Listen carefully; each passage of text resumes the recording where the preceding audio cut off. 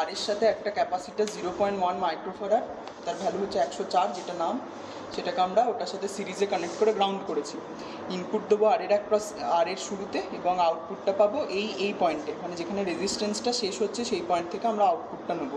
এটা low pass filter, মানে সমস্ত লো ফ্রিকোয়েন্সিকে পাস করতে দেবে এবং হাই ফ্রিকোয়েন্সিকে পাস করতে দেবে। এটাকে আমরা এখানে করেছি। এটা হচ্ছে রেজিস্ট্যান্স, এটা হচ্ছে আমাদের রেজিস্ট্যান্স থেকে একটা ক্যাপাসিটার গ্রাউন্ডে চলে গেছে। আমরা ইনপুট দিয়েছি ঠিক রেজিস্ট্যান্সের কাছে আর আউটপুটটা নিয়েছি রেজিস্ট্যান্স এবং ক্যাপাসিট্যান্সের মাঝে। বা যেহেতু এই প্রত্যেকটা পয়েন্ট ইকুই পোটেনশিয়াল, সেই জন্য আমরা এই পয়েন্টটাতে দিলেও কোনো অসুবিধা নেই।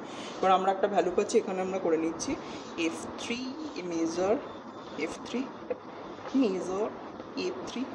এখানে আমরা ভ্যালু পাচ্ছি 2.6 ভোল্ট। কত আমরা ফ্রিকোয়েন্সি রেখেছি, ফ্রিকোয়েন্সি আমরা 100 হার্টজের ফ্রিকোয়েন্সি রেখেছি, তখন আমরা ভ্যালু পাচ্ছি 2.6 ভোল্ট। আমি 100 থেকে আস্তে আস্তে বাড়াতে যাচ্ছি, এখানে পিক টু পিক ভোল্টেজটা চেঞ্জ হবে।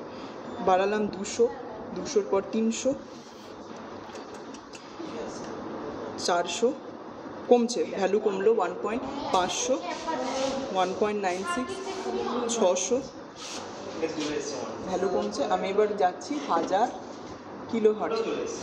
কিলোহার্টজে, ভ্যালু আরও কমলো। তার মানে কি লোগুলোকে পুরোপুরি পাস করতে দিচ্ছে, হাইগুলোর ক্ষেত্রে গেন কমাচ্ছে। 1 কিলোহার্টজ, হ্যাঁ, হাইগুলোর ক্ষেত্রে গেন কমিয়ে যাচ্ছে। যদি আমরা 5000-এ চলে যাই তাহলে কী পাবো, মিলিভোল্টে পাবো, মানে বেশি ফ্রিকোয়েন্সিগুলোকে পাস করতে দিচ্ছে না। এটা হয়ে গেলো লো পাস ফিল্টার।